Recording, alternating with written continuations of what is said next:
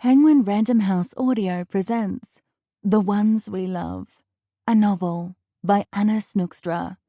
Read for you by Aimee Smith. For Sadie and Marlowe. Prologue. Janus watched his wife remove her makeup.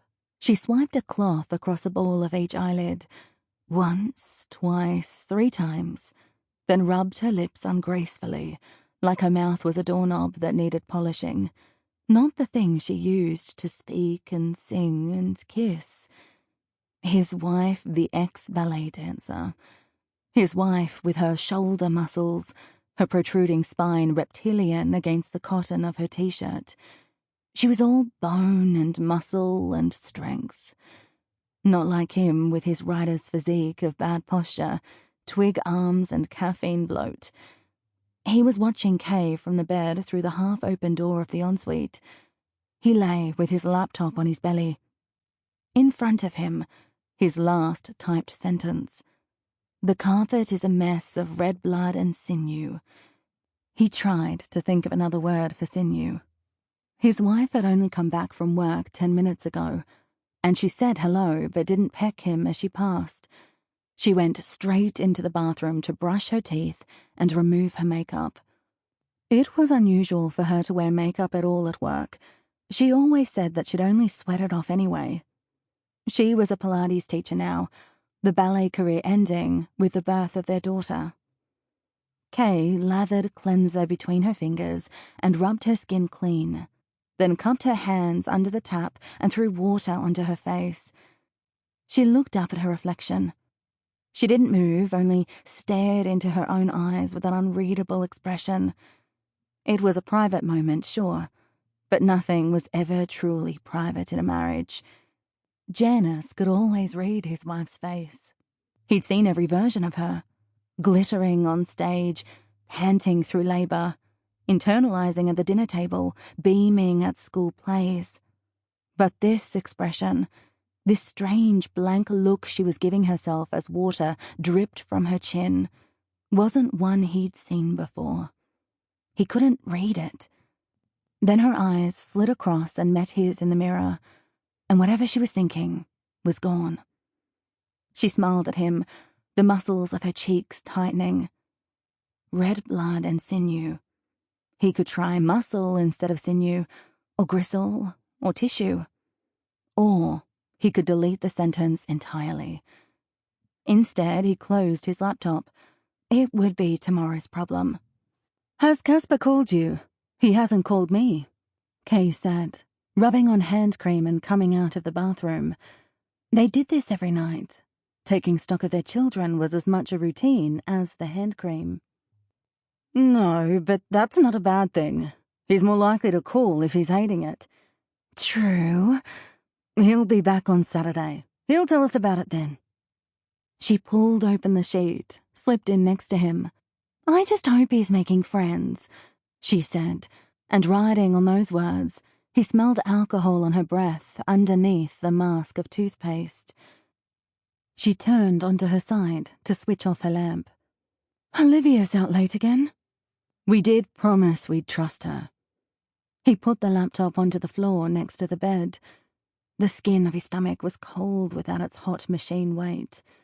"Easier said than done, but I'm glad she's doing that internship.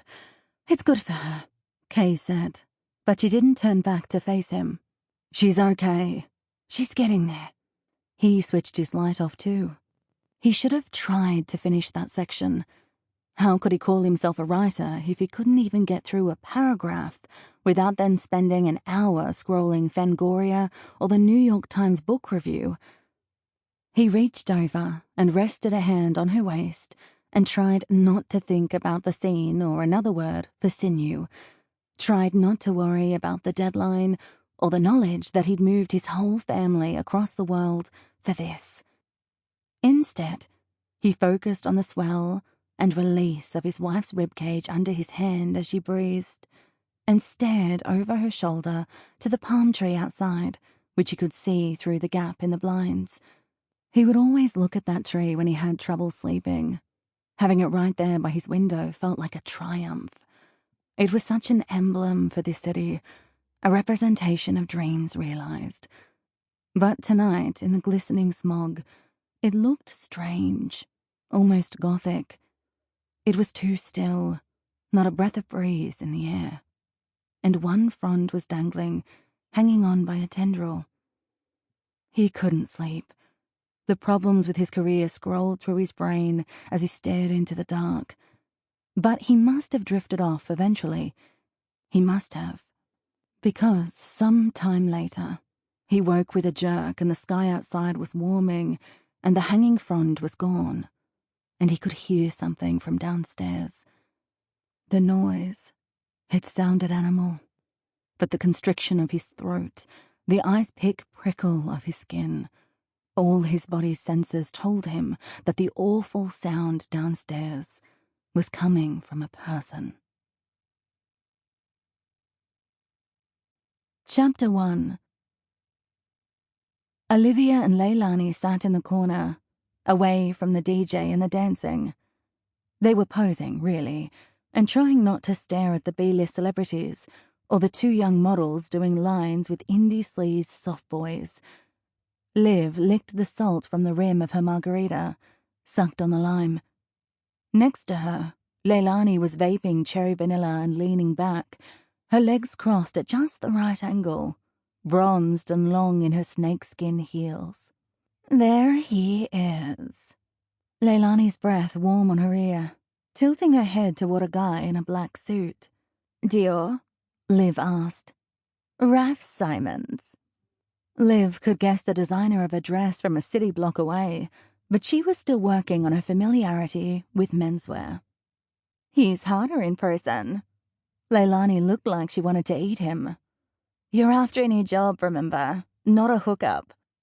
Couldn't hurt. It was the Los Angeles Designer Showcase closing night gala, and they weren't really meant to be here. Leilani had swiped the invitation from her boss's desk. She'd said he wouldn't notice. He wasn't noticing much of anything at the moment.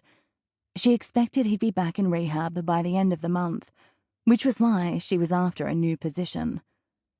For the past 6 days, Liv had been interning at the showcase backstage, stripping $1,000 outfits from models and then redressing them before the bridge of the song finished. It was where she'd met Leilani, a model turned PA. They'd been going out every night after raps, bonding over free drink cards at the festival pop-up bar downtown. They'd talk about guys and bitch about the designers. Leilani would wrap her arm around Liv's shoulders, rest her cheek on her head and say, "You're fucking great, Liv. I'm so glad I met you." And Liv would beam. She'd moved to the US from Australia with her family a few months ago, and this was her first real friend. The move was meant to be a fresh start, and after flunking out of fashion school and then getting into partying, she needed one. But it had been hard going back to living with her parents at 22, after years of living with friends. She'd started staying at Leilani's every other night. It was nice to reclaim a bit of independence, to wake up late and make coffee together on the stovetop and not have anyone breathing down her neck. They were on a 2-drink maximum for this party. Even though she'd be staying at Leilani's, she still had no intention of getting the slightest bit messy. She was going to meet people and network and be seen so that when she applied for an apprenticeship, she wouldn't be just another desperate, hopeful nobody. She looked perfect. She knew that. She'd driven over to Leilani's place with a bag of clothes, but ended up wearing something of Leilani's from her modeling days. A romper in a thick blue satin that shone like the ocean. She hadn't thought it would fit her, but in fact it was snug on her curves and looked sexy and expensive. They'd taken caffeine pills so they'd still be clear-headed when the party turned to dregs, and everyone started opening up about their last failed relationship and the hole inside them that felt so big. It was going to be a great night. We should mingle. Leilani snapped up onto her heels. She reached out to Liv. Come on. Sample complete. Ready to continue?